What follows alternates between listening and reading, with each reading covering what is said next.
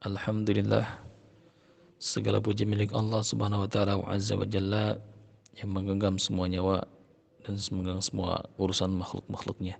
Salawat dan salam kepada baginda Nabi sallallahu alaihi wasallam dan kepada umatnya dan kita selaku para pejuang tauhid insyaallah dengan berkahnya. Insyaallah ya ikhwah, mari kita lanjutkan bahasan kita dan tema pagi ini insyaallah kita akan bahas apa saja syarat-syarat ruqyah syar'iyyah menurut para ulama. Tentunya ulama-ulama berakidah lurus di Ahlus Sunnah wal Jamaah.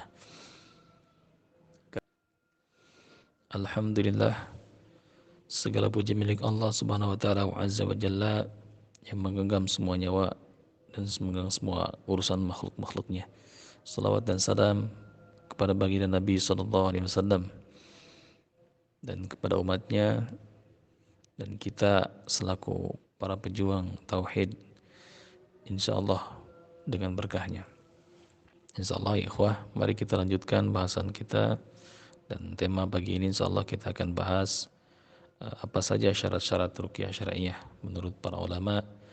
Tentunya ulama-ulama berakidah lurus di Ahlus Sunnah wal Jamaah. Karena di masyarakat kita populer istilah ruqyah dewasa-dewasa ini. Padahal bahasa ruqyah ini sudah ada sejak zaman Nabi, bahkan ruqyah ini ada sebelum zaman Nabi, sebelum Nabi SAW diutus. Hanya saja jenis ruqyahnya seperti apa, mari kita bahas insyaallah. Zaman dahulu ketika Nabi SAW sebelum diutus, Arab jahiliyah menggunakan nama-nama azam, menggunakan nama-nama orang-orang soleh yang dianggap Tuhan di kemudian hari dan disembah untuk dimintakan pertolongan. Dan ada bahasa-bahasa yang tidak dimengerti sebagai syarat mantra atau ikatan atau lafaz yang berhubungan dengan sihir, yang berhubungan dengan pengobatan sihir, yang berhubungan dengan khawariqun lil adat atau kejadian di luar biasa, di luar adat. Maka ketika Nabi SAW diutus, turunlah Al-Quran, sehingga Allah sendiri mengabarkan dalam Quran bahwa dalamnya ada kesembuhan dan rahmat untuk orang-orang yang beriman, dan untuk orang-orang zalim tidak ada yang bertambah kecuali kerugian. Maka Nabi mengajarkan kita bagaimana memohon perlindungan kepada Allah SWT, al-iyaz.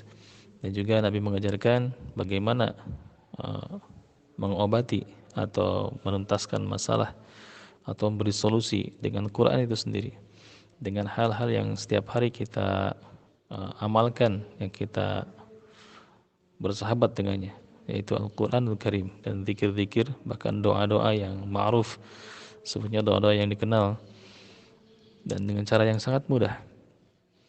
Dan ingat ikhwah, bahwa apa yang disandarkan kepada Rasulullah dan Allah dan Rasulullah, baik itu Al-Quran maupun As-Sunnah, maka dia adalah puncak yang tertinggi. Apapun itu di luar Allah adalah makhluk, dan makhluk sifatnya lemah serta butuh. Maka kalaulah ada pengobatan yang terbaik, yang terbaik adalah Al-Quran, tidak ada jalan lain. Maka pasanglah keyakinan, tanamkan keyakinan itu dalam dada bahwa Al-Quran adalah sebaik-baiknya pengobatan. Al-Quran adalah sebaik-baiknya petunjuk. Al-Quran adalah sebaik-baiknya pembeda antara yang hak dan yang batil.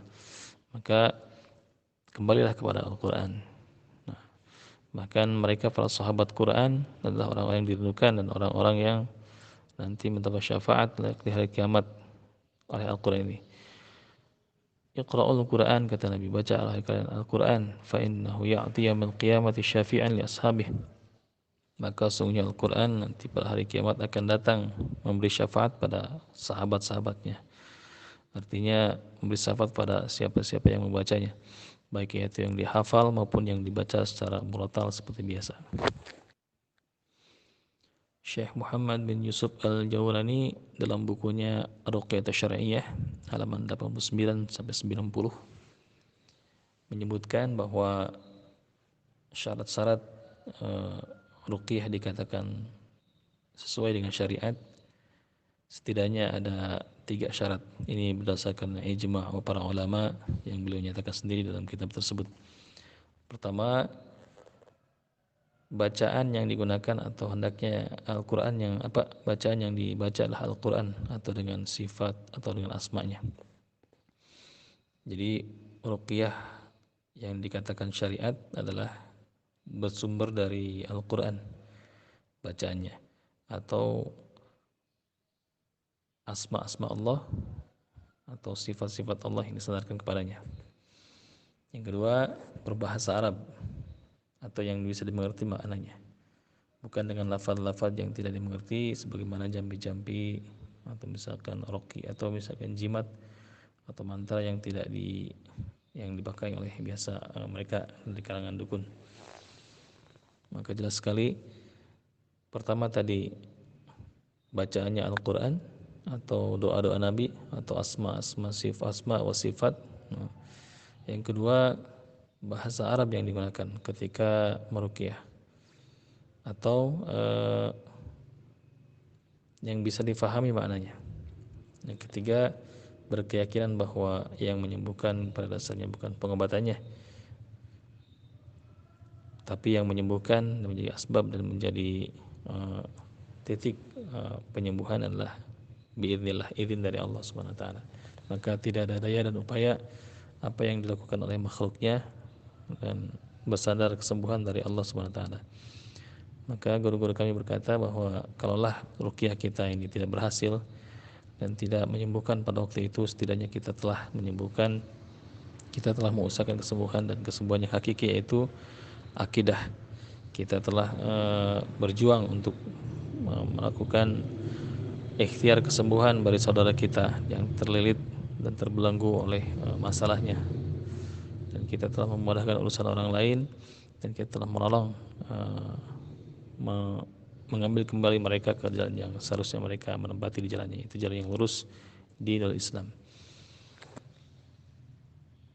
Bagaimana hukumnya membaca doa dengan bahasa masing-masing yang bisa difahami? Ya ikhwah, doa itu yang ketika diucapkan oleh hati maka dia akan lebih meresap ke jiwa dan dia lebih mengena.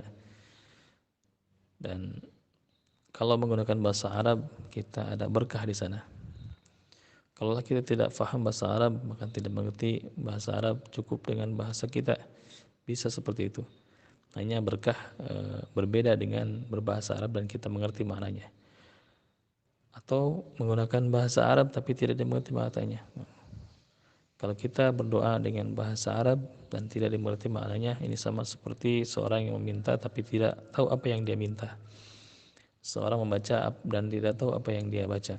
Maka bagi para peruqyah, bagi kita para pejuang tauhid, sebaiknya memahami secara mendalam makna-makna ayat yang kita baca dan doa-doa yang kita panjatkan, terutama yang berbahasa Arab, agar bobot bacaan ini akan sangat berpengaruh kepada gangguan atau jin yang berada dalam tubuh pasien kita, insya Allah.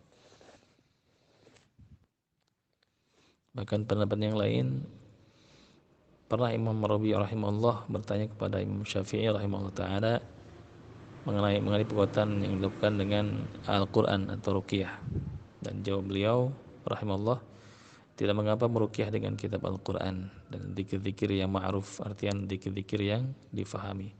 Ini bisa dilihat di kitab jilid 7 halaman 228. Sedangkan Al-Khatibi rahimahullah pernah berkata, ruqyah dengan Al-Quran dan asma dan sifat Allah adalah mubah. Yang dimakruhkan adalah ketika menggunakan bahasa selain Arab atau bahasa Arab yang bisa mengakibatkan kekafiran, artinya yang tidak dipengerti maknanya dan mengandung perkataan yang disisipi kesyirikan. Ini Al-Alam Al-Hadith jilid 2 halaman 1112. Dan pendapat yang lain yaitu pendapat dari Imam Al-Qurtubi rahimahullah, bahwa beliau menandaskan bahwa jika ruqyah dengan 2 surat perlindungan An-Nas dan Al-Falaq, yang merupakan bagian dari Al-Quran dibolehkan, maka ruqyah dengan seluruh Al-Quran sama dengan keduanya dalam hal kebolehannya, karena semuanya Al-Quran. Jadi kita meruqyah dengan ayat yang mana saja dalam Al-Quran ini dibolehkan tanpa terkecuali, karena Al-Quran ini adalah peringatan, basyiran wa nadhiran, kabar gembira dan peringatan bagi mereka orang-orang yang lalai, dan kabar gembira bagi orang-orang mereka yang taat.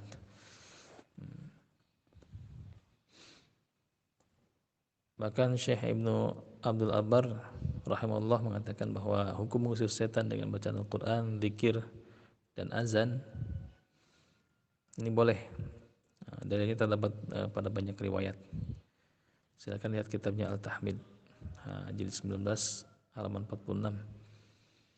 Dan Imam An-Nawawi rahimahullah taala menyatakan bahwa ruqyah dengan ayat Al-Quran dan zikir-zikir yang ma'ruf tidak dilarang, tapi sunnah bahkan.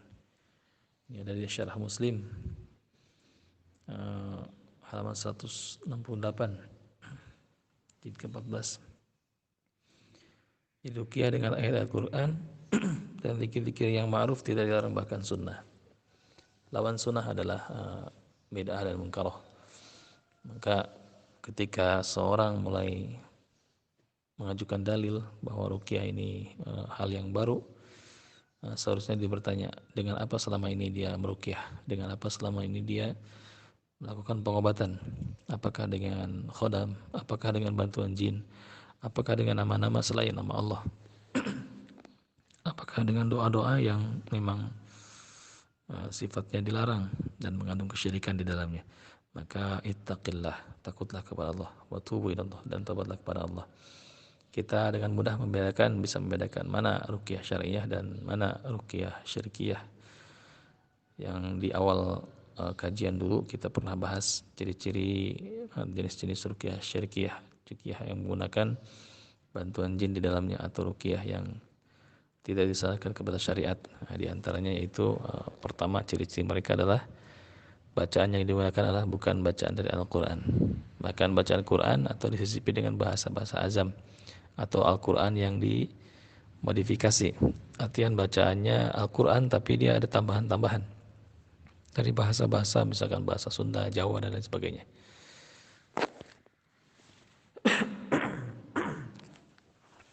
Kemudian ciri yang lainnya yaitu bacaan dari ruqyah syariah lebih jelas didengarkan daripada bacaan di luar ruqyah.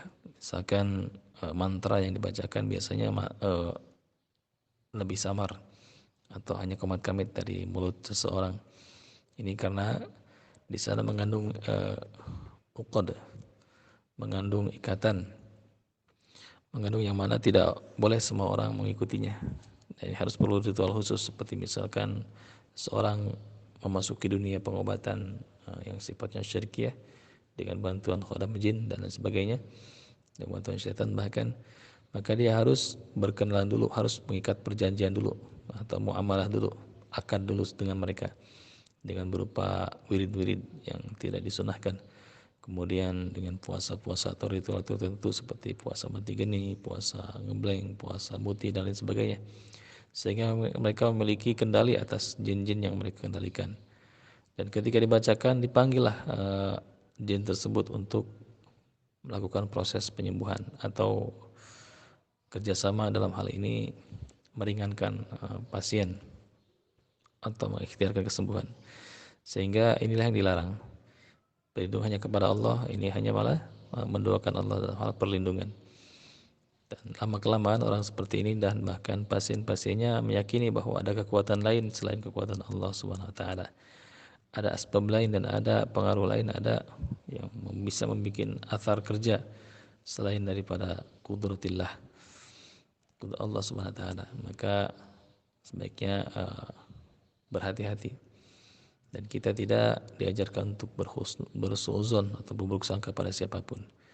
Apapun itu, kalau misalkan bacaannya berkomat kamit tidak jelas, maka sebaiknya berhati-hati tanpa harus berburuk sangka atau bersuuzon. Barangkali itulah doa yang dia panjatkan mungkin, tapi kita perlu waspada dalam hal ini. Kemudian praktek ruqyah syar'iyah Dia lebih mengutamakan syariat, lebih mengutamakan hukum zahir daripada hukum batin. Artinya apa? Seorang peruqyah tidak bisa menerawang dan meneramal atau melihat perkara gaib. Nah, maka kalau ada seakan seorang peruqyah menerka-nerka ada sesuatu dalam tubuh kita, atau misalkan ada sesuatu dalam tubuh pasien yang sifatnya gaib tidak terlihat, misalkan di belakang ini ada yang ngikutin perempuan rambutnya panjang dan sebagainya, atau ada sosok hitam atau dan sebagainya, atau sihir kiriman. Peruqyah syariah mereka hanya mengandalkan diagnosa dari pembicaraan, dan hanya mengandalkan pertolongan Allah, nusratillah, tidak ada yang lain. Maka ketika seorang peruqyah mulai menerawang dan meraba-raba apa ini yang menjadi dasar, atau misalkan apa yang menjadi keluhan dari pasien itu sendiri, dengan dibubuhi beberapa kedustaan-kedustaan, maka dia sudah batal dalam hal ini proses ruqyah syariah. Karena ada jin yang mampu membantu, yang membantunya untuk melakukan proses penyembuhan tersebut, yang diantaranya adalah menerawang tadi, ada sesuatu di matanya. Juga peruqyah syariah tidak sangat berhati-hati dalam urusan perempuan, urusan wanita. Nabi pernah bersabda bahwa tidak ada fitnah yang lebih besar untuk kaum laki-laki sepeninggalanku melebihi fitnah wanita. Maka hindari meruqyah sekumpulan wanita sebisa mungkin, kecuali kalau darurat. Dan kalaupun ada meruqyah satu orang wanita untuk laki-laki atau ikhwan, maka sebaiknya ditemani oleh mahram atau suaminya. Ini agar terhindar dari fitnah, dan utamakan menutup aurat, utamakan tanpa menyentuh. Sekali lagi, tanpa menyentuh sedikit pun, kecuali dengan alat seperti misalkan sajadah, siwak, atau misalkan dengan kayu, ini dibolehkan, tapi sebisa mungkin jangan menyentuh. Syekh Yasin Al-Ma'ani pernah ditanya pada Roh Nasional 2 waktu itu, bagaimana hukum menyentuh perempuan ketika meruqyah untuk ajnabi, kabiroin, dan bukan mahram. Maka beliau menyatakan hukumnya adalah haram, tidak boleh bagaimanapun caranya. Kalau antum melihat peruqyah-peruqyah yang menyentuh perempuan dengan bebas, baik itu area punggung, baik itu area kepala, dan sebagainya, maka berhati-hati dengan hal seperti ini. Kemudian ada yang protes, bagaimana bisa haram? Karena ini pengobatan. Dokter kandungan saja dia bebas melihat kemaluan seorang perempuan yang ajnabi yang lain dan kabiron yang sudah dewasa. Ini atau misalkan dokter kelamin, dia menyentuh hal kelamin atau misalkan dan lain sebagainya. Nah, maka jawaban beliau sangat cerdas, bahwa pengobatan ruqyah syariah yang di titik tumpunya yaitu pengobatan ruhani, bukan jasmani. Mungkin mereka dibenarkan secara tabib, seperti tabib misalkan mengobati luka di area kemaluan lawan jenis, ini dibolehkan dalam hal rangka pengobatan. Tapi yang kita obati adalah ruhaninya dalam ruqyah, bukan jasmaninya. Maka ruhani ini tidak perlu disentuh karena dia tidak terlihat, cukup dibacakan seperti itu. Adapun teknik-teknik sentuhan di dada, sentuhan di perut, atau sentuhan di punggung dengan teknik menyentuh, mengusap, tepuran tawaf, atau menekan, dia adalah sekedar teknik untuk membantu kita agar mudah dikeluarkan. Dan ini adalah ujian bagi kita para ikhwan peruqyah, terutama yang masih sendiri, untuk menghadapi karena gangguan kebanyakan dari kalangan wanita. Karena memang wanita dikulalkan adalah lemah secara agama, kata Nabi. Dia di waktu-waktu tertentu mengalami masa haid, yang mana masa tersebut tidak ada perlindungan sama sekali kalau yang mengalaminya tidak melakukan perlindungan. Jadi haid itu tidak sholat, tidak baca Quran, bahkan tidak puasa Ramadan, maka sangat mudah sihir masuk di sana. Bahkan gangguan kembali datang ketika wanita sedang haid. Maka untuk wanita yang sering haid atau bahkan yang ragu atau istihazoh, maka sebaiknya dia melakukan ritual sunnah untuk perlindungan diri, seperti misalkan zikir pagi petang, dan biasakan dawamul taharah atau dawamul wudu. Dawamkan wudu, jangan batal wudu. Nah, itu saran kita yang paling efektif insyaallah. Jadi tadi 3 yang paling utama yang menjadi syarat-syarat ruqyah syar'iyyah. Yang pertama, bacaan yang digunakan ketika membacakan untuk proses kesembuhan tadi, ikhtiar kesembuhan, itu bacaan dari Al-Qur'an dan hadis-hadis Nabi berupa doa-doa yang pernah dipanjatkan oleh Nabi sallallahu alaihi wasallam. Itu yang pertama. Yang kedua, berbahasa Arab yang dimengerti. Dan kalau tidak dimengerti, ini masuknya doa nanti. Doa-doa yang difahami. Doa yang jelas terdengar tanpa disisipi kesyirikan di dalamnya. Tanpa disisipi perlindungan kepada selain Allah SWT. Yang ketiga, syarat ruqyah syariah yang paling utama tadi, i'tikad hati atau keyakinan hati bahwa ruqyah ini tidak akan berefek apa-apa, tidak membawa tidak membawa kesembuhan apa-apa kecuali biidznillah, kecuali izin daripada Allah Subhanahu wa taala. Maka ini hanya ikhtiar, tugas kita selaku hambanya itu menyempurnakan ikhtiar tanpa kehilangan tawakal. Ikhtiar ini tempatnya di luar dan tawakal tempatnya di hati. Ketika kita memulaikan ikhtiar dari awal, bismillahi tawakkaltu 'ala Allah, la haula wala quwata illa billah. Dengan menyebut nama Allah, tawakkaltu 'ala Allah. Aku bertawakal pada Allah Subhanahu wa taala. La haula wala quwata illa billah, tidak ada daya upaya kecuali atas izin Allah semuanya. Ketika kita mulai melangkah menuju ikhtiar, maka tawakal ini pun berbarengan dengan ikhtiar. Sabar ketika kita mendapatkan ujian di tengah-tengahnya atau mendapat kesulitan, maka kita bertawakal, pasrahkan kembali kepada Allah Subhanahu wa taala. Jangan menyerah dan tetap sempurnakan ikhtiar. Jadi ketika kita ruqyah, misalkan jinnya berkata, saya ini hafal Quran, maka kita tetap bertawakal. Saya ini penguasa Nusantara atau Gunung Anu, atau saya ini seekor harimau, atau saya ini lebih tahu agama daripada kamu. Atau misalkan dia bahkan hafal Quran, hafal yang kita baca, bahkan dia mengkoreksi bacaan kita. Maka ketika kita meruqyah dengan tawakal yang sesungguhnya dari awal, ini tidak akan berefek apa-apa. Masa bodoh dengan urusan itu semuanya. Kita tetap fokus bacaan karena itu akan berefek. Bahkan kita bisa menantangnya. Kalau kamu hafal Quran, ayo kita baca bareng-bareng. Saya baca, kamu hafalkan. Nanti di satu ayat beberapa lafaz pasti akan mereka terjegal di sana. Maka jangan takut ya ikhwah. Terus bagaimana kalau misalkan reaksinya frontal? Tetap kita bertawakal.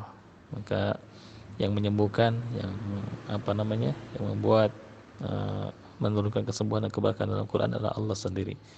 Maka tetaplah pegang bahwa kita hanya memohon pertolongan kepada Allah dan kita hanya memperlindungan kepada Allah Subhanahu wa taala. Iyyaka na'budu wa iyyaka nasta'in, hanya kepada Engkau ya Allah kita beribadah, menyembah tanpa menyekutukannya. Wa iyyaka nasta'in, dan hanya kepada Engkau ya Allah kami memohon pertolongan. Maka buatkan tauhid kita jangan bercabang, jangan menggunakan benda-benda yang sifatnya dianggap berkah dan lain sebagainya, sekalipun itu benda sunnah seperti misalkan siwak atau misalkan minyak kasturi atau misalkan yang lainnya atau sorban dan lain sebagainya. Maka kita tawakalkan diri kita kepada Allah. Hanya Allah yang mampu memberikan jalan keluar pada hamba-hamba yang bertakwa, dan hanya Allah Subhanahu wa taala yang mampu merubah yang sakit menjadi sembuh, yang sulit menjadi mudah, yang tadinya terlilit menjadi terbuka. Dan Allah sajalah yang bisa merubah apa yang tidak bisa dirubah oleh hamba-hambanya. Dan di luar Allah adalah makhluk, dan makhluk adalah ciptaannya, dan ciptaannya semuanya lemah. Maka kalau saja Al-Quran ini kalamullah, kalau saja Al-Quran ini Al-Quran kan kalamullah, bukan makhluk Allah. Kalau kalamullah ini disimpan di gunung, maka gunung pun akan hancur. Ini yang jadi landasan. Maka kita berkeyakinan bahwa kalamullah, ucapan dari Allah, firman Allah, ini bobotnya melebihi gunung, bahkan lebih daripada itu semua. Law anzalna hadzal qur'ana 'ala jabal kalau saja kami turunkan Al-Quran ala jabal, pada gunung, la ra'aitahu khashi'an mutasaddi'an min khasyatillah, maka gunung akan ketakutan dan hancur khasyatillah, karena saking takutnya kepada Allah. Ini adalah ciri atau misalkan bukti bahwa Al-Quran ini bukan hal sembarangan, bukan hal candaan, bahkan dia kabar jauh-jauh sejak zaman azali, kabar-kabar kehidupan, kabar-kabar di akhirat nanti, berita-berita dari Allah Subhanahu wa taala dan kabar gembira bagi mereka yang beriman, dan nazir, peringatan kepada mereka yang lalai. Maka berpegang teguhlah kepada Al-Quran, jangan takut. Innallaha ma'ana, Allah bersama kita. Barakallahu fikum, mudah-mudahan kajian bermanfaat.